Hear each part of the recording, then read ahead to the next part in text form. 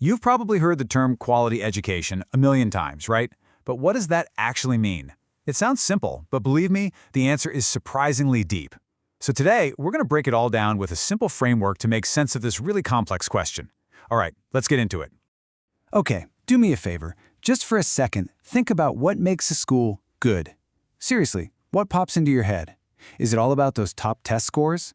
Or maybe it's the teachers, the ones who really inspire you. Or heck, maybe it's the shiny new buildings and fancy tech. The thing is, whatever you just pictured, it's probably different from what I pictured. And that right there, that's the key to this whole thing. So, to make sure we're all talking about the same thing, we need a solid starting point.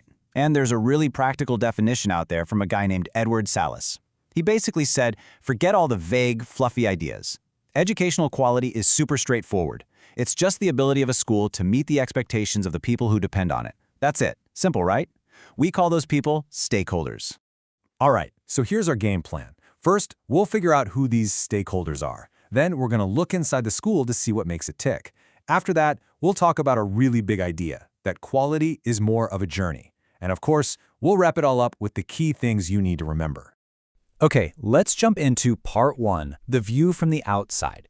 See, before we can even begin to define what quality is, we've got to ask a more basic question. Who is it even for? So yeah, who exactly are these super important stakeholders? Well, to put it simply, stakeholders are basically anyone who has a real stake in the education system. And their point of view? It's everything. I mean, they're the ones who ultimately decide if a school is actually doing what it's supposed to do. And check this out. This is where it gets really interesting. Just look at how different their expectations are. For a student, it's all about, is this class engaging? Can I actually use this stuff? But for their parents, it's more like, is my kid safe? Are they getting good grades? Then you've got employers who are thinking, are these graduates ready to work? And the government? They're way up here, looking at the whole system and how it helps the country. See? Everyone's got a point, but they're all looking for something totally different. And that brings us to the first huge takeaway here. There is no single one-size-fits-all definition of quality. It's just not a thing. It's more like a moving target, and what it means completely changes depending on who you ask. Okay, so we've covered the who. Now let's switch gears and look at the what. We're moving from the outside view to the inside. What are the actual pieces, the building blocks that make up a quality education?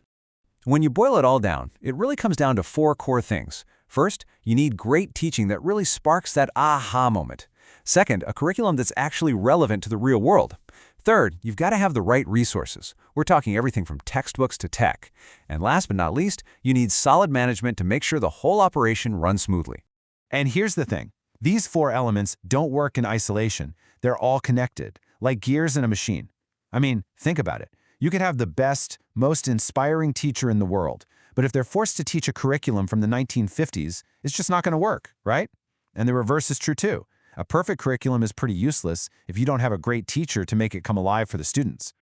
Okay, this leads us to the last big idea, the final piece of our puzzle. And this one requires a little mind shift. We need to stop thinking about quality as some kind of trophy you win and start seeing it as something that's constantly in motion. Right, here it is. Quality in education is not a finish line. It's not a destination you arrive at. It's a journey. It's a constant process of trying to get better. And why is that? Well, because the world doesn't stand still. What students need, what employers want, what society expects, it's all changing. So a truly quality school has to change and evolve right along with it.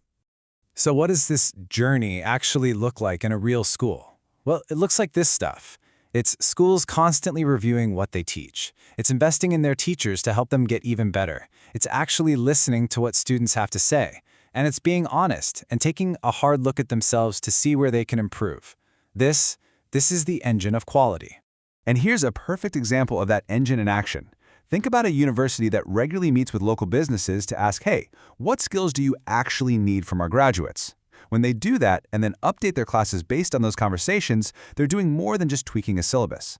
They are actively improving their quality because they're listening to a key stakeholder, in this case, employers. Whew! Okay, we've gone through a lot, so let's bring it all home and lock in the most important things to remember from all of this. All right, here are the 4 big takeaways. Number 1, at its core, quality just means meeting expectations. Number 2, those expectations are different for everyone. Students, parents, employers, you name it. Number 3, quality is built on those 4 key pillars: teaching, curriculum, resources, and management. And finally, number 4, maybe the most important one, quality isn't a one-and-done deal. It's a never-ending journey of improvement. So, I'm going to leave you with a question to think about. Now that you have this framework, thinking about stakeholders, the core elements, and that idea of a journey, how would you go about measuring the quality of a school in your own community? What would you look for? And who would you talk to first?